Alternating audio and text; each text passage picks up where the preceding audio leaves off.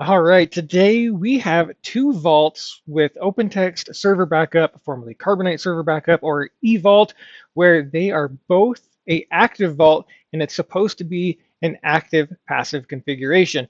Now, first things first, I want you to stop the listener service. Whatever you're doing, pause this video, go over there, hit the Vault Maintenance dropdown, Services, go to your listener service, and stop that. And then same thing for your other vault, Vault Services, and stop the listener service.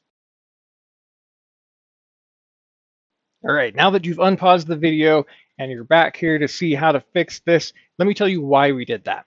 In a split brain scenario where you have two vaults that are acting as an active vault here, the agent doesn't know which one it's supposed to be sending its backups to. Both vaults are going to accept that connection. And so you could be sending new backup data, in my case on the left side here, to Vault A, and on different days, you could be sending that backup data to Vault P. So I'm going to drill down on DC1, and I don't have this replicated environment to show you, but what I can say is that you could end up with a safe set number 8 on this vault on the left, and you could end up with a completely different set of committed data on the other vault that's inactive, also showing safe set number 8. And when these get matched up again, you're going to run into some weird errors where it thinks it's supposed to be the same, but it's not. Now, there's a variety of reasons how we ended up in this scenario. And usually it is observed when a active vault has gone offline due to a hardware issue, and then the passive vault was made an active vault to accept those backups. And then when the original active vault came back online, it's still thinking that it's in the active role. They don't pass information between each other when one comes back online saying that that vault had a failover. Thus, that is why I had at the very beginning of this video, stop that listener service.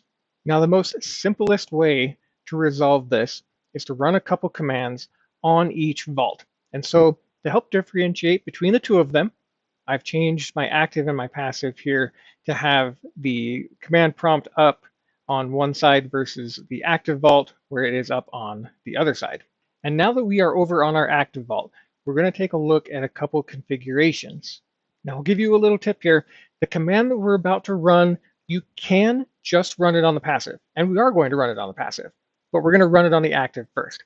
It is possible to run this command on the passive vault, get the vaults synced up, and everything's happy.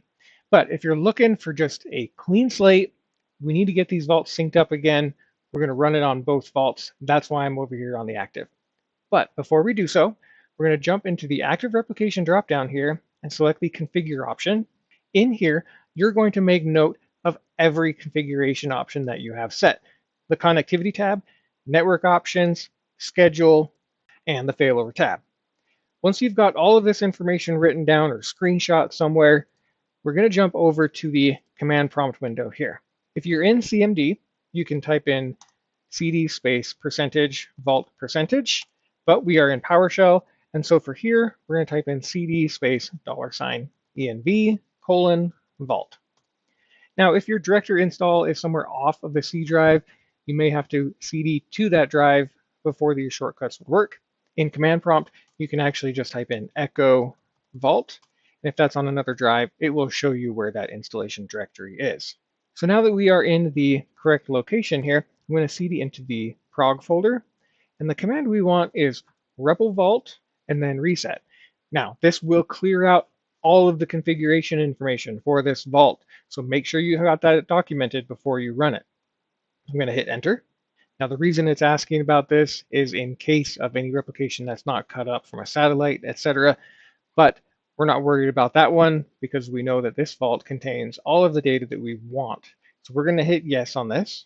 And now that that's done, we're actually going to run it 2 more times. So up arrow, hit enter. And then for becoming a passive, no, we want this one to be our regularly active vault. So I'll just hit enter to default with a square bracket, no. And then I know it seems weird, but we need to run it a 3rd time. That's going to do the trick, just in case something was a conflicting process, etc. on the vault. To verify this, we're going to click on the logs at the very bottom left pane of our director console. And you can see here we've got 3 REPL vault logs. And we can just take a look at those to make sure everything is good inside of them. In our first log, we do have one warning, but that's just basically saying, hey, there could be data loss if the replicated data that's coming into this vault is going to be different than what's expected. But this is our active, we're not worried about it.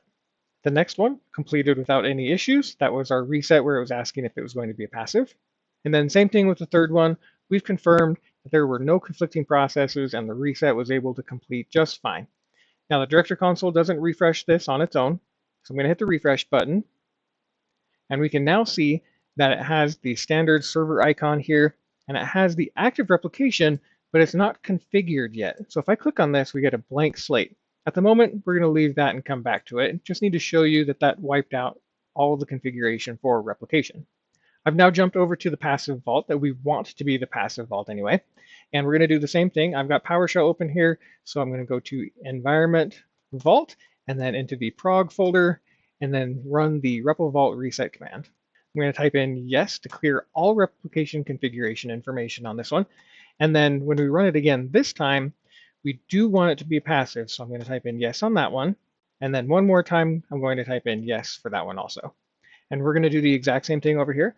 We're going to check the log section. We've got our 3 logs as expected. The same information over here with that one warning saying it could have data loss if the information is different from the active to the passive. Now this warning here, allowing a non-empty vault to become passive, that's an okay warning because we know that this one has the same configuration information between the 2 vaults. Now if this vault for some reason had a different set of customer data on it and you reset the replication and force the replication session to this one, it would wipe out all of the information that's not matching to our active vault. And that's the reason why we're not worried about this one. When we go look at the GUIDs, and I'll pull up the director console in a side-by-side here, I'll use the UNC job here as my example. If I right-click on that and go to properties, I can see that there is a unique identifier there. And if I right-click on the same thing on the other vault, I get the exact same unique identifier between the 2 vaults. So I'll just use this as our one example between the 2 of them. But if you wanted to use that as a quick check to make sure that everything matches up and you're not going to have data loss, that's great. Go ahead and do that on as many GUIDs as you'd like on servers and tasks.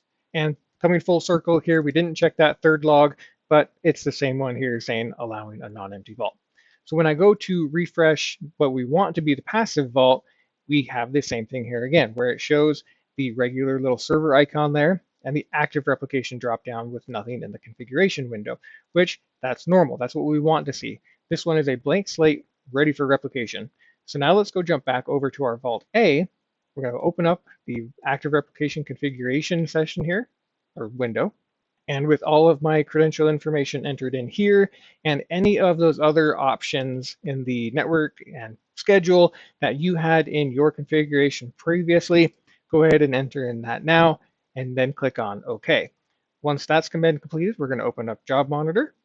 And we can see that the active replication configuration session has been sent and it actually completed without any issues at all. So I'm going to close this and the director console has already refreshed, but you may need to hit the refresh button here to show the icon has changed for that Vault A. It will remain with the active replication dropdown and the configuration information here. Let's go look at the passive vault now.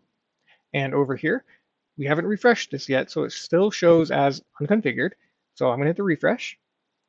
And there we have it. The icon has changed here, and we have a passive replication drop-down information. At this point, we can pull open the job monitor over here, and we can see that that configuration went no problem. I'll also jump back over to the active vault and run a replicate now, just to make sure that everything's happy with the replication process. And here we go. It sent over another configuration session and a metadata, and all of these tasks were running without issue. So we successfully were able to get the replication online again by just completely wiping out all of the replication configuration. Now the last step, we did turn off that listener service when we started this whole process. Now we're going to go into Vault Maintenance under Services, and on our listener service, we can give that a start and do the same thing on the passive. And again, if you needed to do this on just the passive to see if you can get that replication configuration going without having to wipe out the active side, you can give that a shot. Just make sure to set the options appropriately, saying it is going to become a passive, and maybe double check the GUIDs or anything like that. And if you have any questions, go ahead and comment down below. We'll catch you in another video. See ya.